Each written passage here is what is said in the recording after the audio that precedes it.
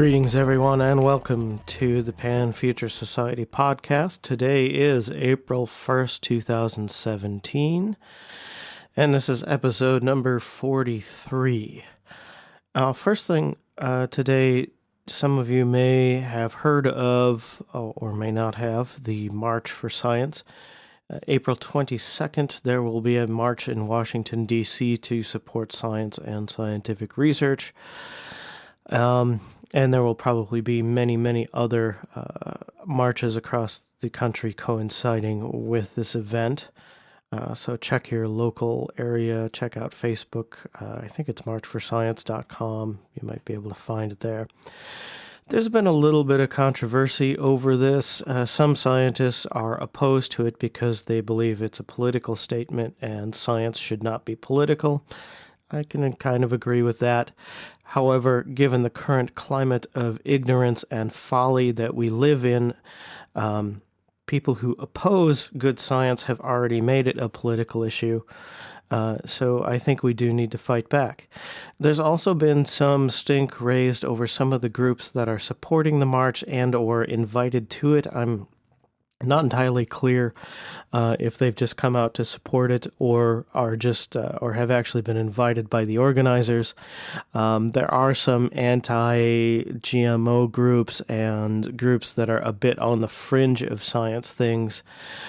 And there's also been some confusion in the organizational process of the march.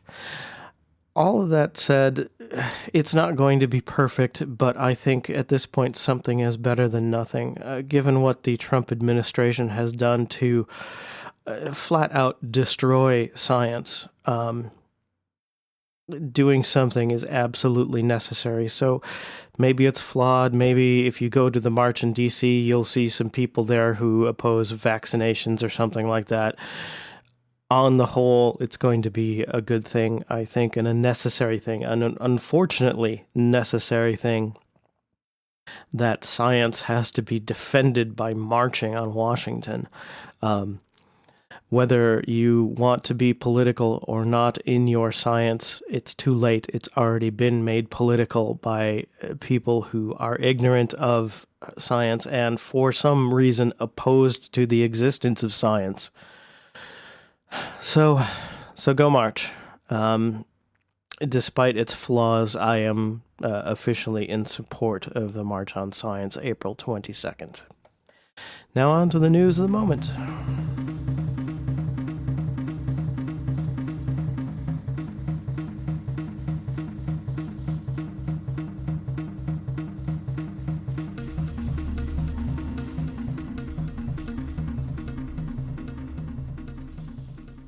The first news item this week, scientists have engineered mammalian DNA to carry out computer computations. This is not entirely new. Scientists have for a while been engineering cells to function like mini computers, and this is a growing field of synthetic biology. Normally, to date, these experiments have been done with the E. coli and other bacteria because their genes are relatively easy to manipulate. Now this effort has been extended to mammalian cells, and the hope is that this system will be able to be used to detect and treat human diseases. Prior work in mammalian cells has failed so far, partly because the DNA is more complicated, and to make these more complex biological circuits to work, the turning on and off of genes has to be consistent. So this team, led by Wilson Wong at the University of Boston, or Boston University, whichever way that's supposed to go around, has come up with a better method for getting this process to work.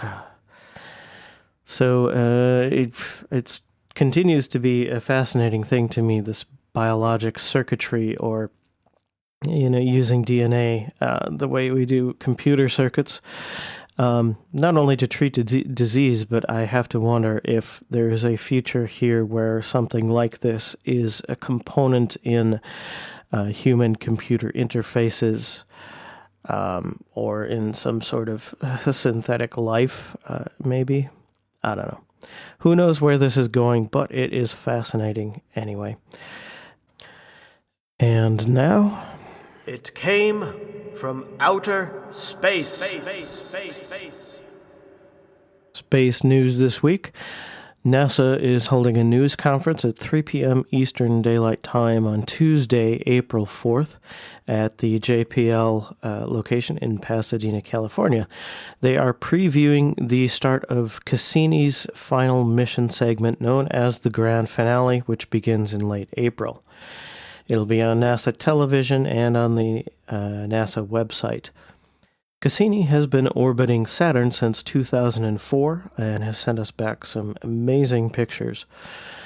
They are going to send the craft into a maneuver near Titan and reshape the orbit of the spacecraft so that it begins a series of 22 weekly dives through the unexplored gap between the planet and its rings. The first dive will be April 26th. These very closer than ever encounters with the planet will continue for a while, and then Cassini will end its mission by plunging into Saturn's upper atmosphere on September 15th. So all this, if you're around to watch the news conference, you'll get some cool information there. And keep your eyes on the web and other places for all the continuing fascinating data and images that Cassini will be sending us from Saturn before its final plunge into the atmosphere in September.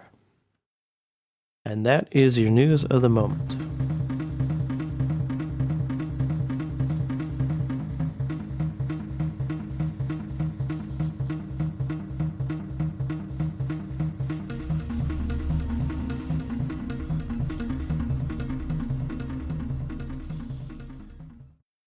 Pollution is nothing but the resources we are not harvesting. We allow them to disperse because we've been ignorant of their value. That quote from Buckminster Fuller. What can we do about pollution beyond what we've already tried to reduce it? Forget climate change for a moment and consider just the benefit of having clean air and clean water. Can we have everything be zero emission? Can we pull pollution out of the air somehow? I may do more shows about geoengineering in the future, but for now we're concentrating on using advanced ways to deal with pollution. Some of them are geoengineering ideas and some are not. At this time, most pollution and carbon removal technologies are pretty early in their development. Depending on where you live, there are also probably regulations about pollution coming out of your car or out of your local power plant. I'm not going too much into those methods that are already in place, which do help, but clearly are not enough. I'm more interested in something that removes pollution out of the air after it's been released.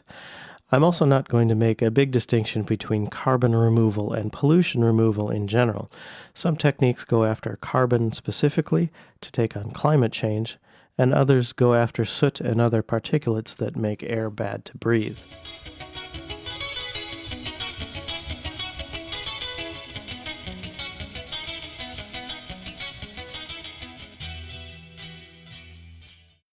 China's largest cities have famously poor air quality, the kind of quality that leads to many deaths and illnesses every year.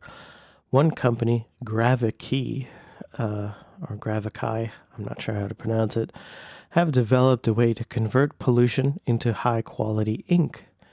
They've recently commissioned a number of artists to use this ink to further promote its uses.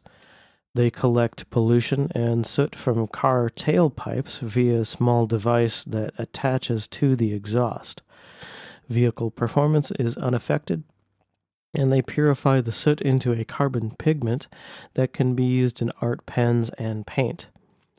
Their next major step in research is to figure out uses or better ways to dispose of the metals and other materials removed from the soot they collect that is not used in the ink. According to their website, they have already cleaned 1.6 trillion liters of air with this system. That's over a couple of years, I think. Another way to measure the value of this process, a full kit of several pens and ink refills contains about 20 hours of diesel pollution. I'm not sure where you can buy them now. They had a Kickstarter run, and that has finished up, and they're sending out the packages that people bought on the Kickstarter thing, so I hope they will have some just regular online sales in the near future.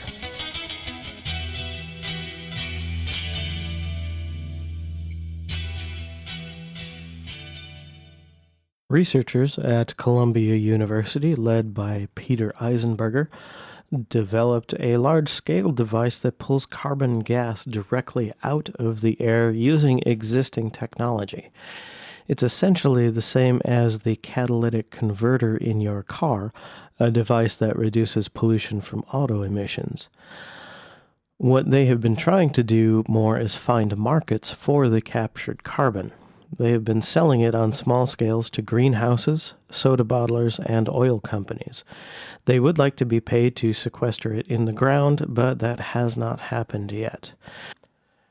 They are also running new experiments, such as at a plant in Alabama, that uses their extra CO2 to grow algae, which is used to make biofuel.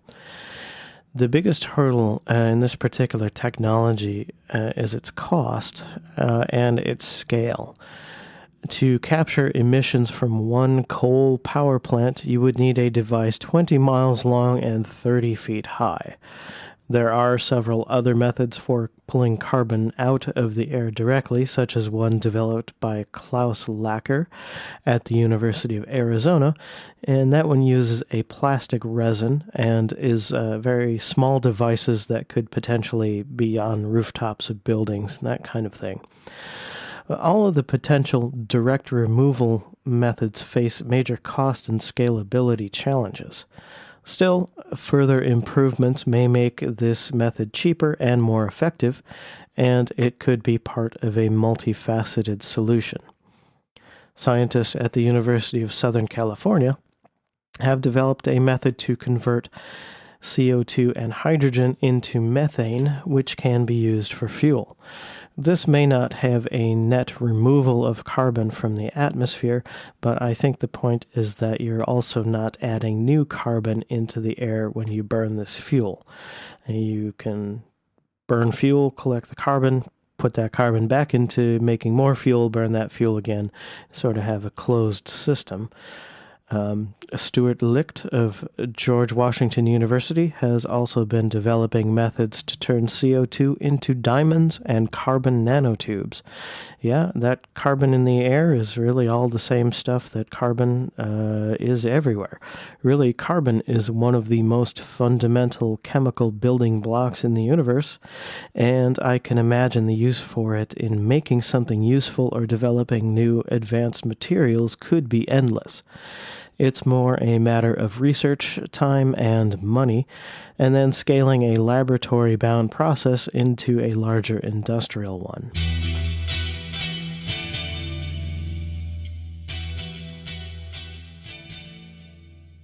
Biochar is a form of charcoal that is useful in agriculture. It's stable and rich in carbon and can stay in soil for thousands of years. Biochar has long been used to improve soil nutrients in acidic soil for plant growth. In addition to being a fertilizer, its porous structure helps retain water in the soil. It can also be used as a biofuel, and while better than regular coal, it seems to rank near the bottom of the list of better biofuel choices. Of course, planting trees has long been seen as a way to fight carbon excess, but a recent study called into question the amount of carbon thought sequestered in growing trees. Even if this is the case, it certainly can't hurt to replenish the forests that have been clear-cut. Not only for the carbon aspect, but trees should be thought of as highly useful and renewable building material. Manufacturing steel and concrete also produces a lot of pollution, so building with wood when possible could help. I feel repetitive here, but one part of a many faceted solution.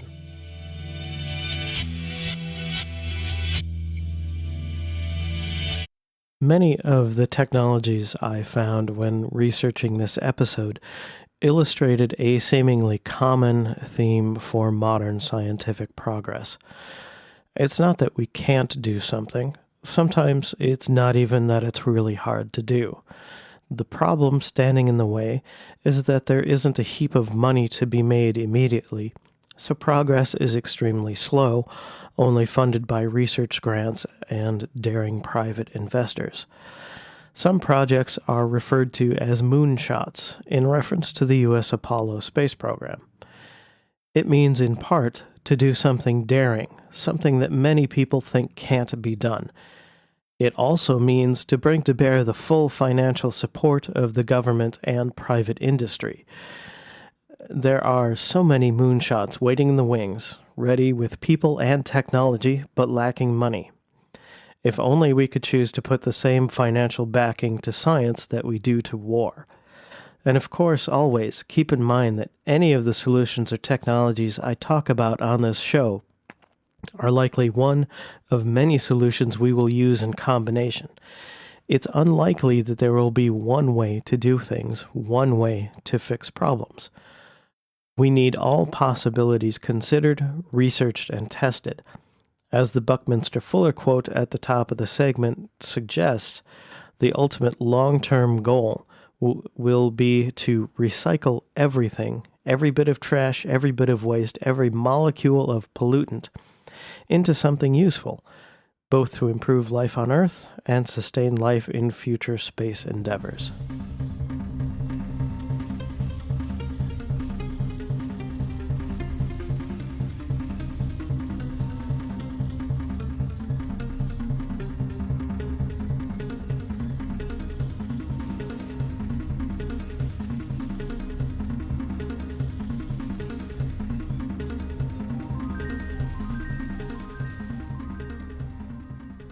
All right, that's the show. Thanks for joining me again here on episode number 43. Come visit the show on the web. It's panfuture.org. Email me at sean@panfuture.org. That's SEAN. Lots of links on the website. Check out the show notes for all the things. You'll find the links to the Facebook and the Twitter pages and the YouTube pages and the iTunes and the Stitcher and the auto radio thing and all the other places you can find the show. Share it with your friends, write reviews on iTunes and other places. That always helps as well. And as always, yes, I keep saying it, thank you for joining me, and I will talk to you again in the future.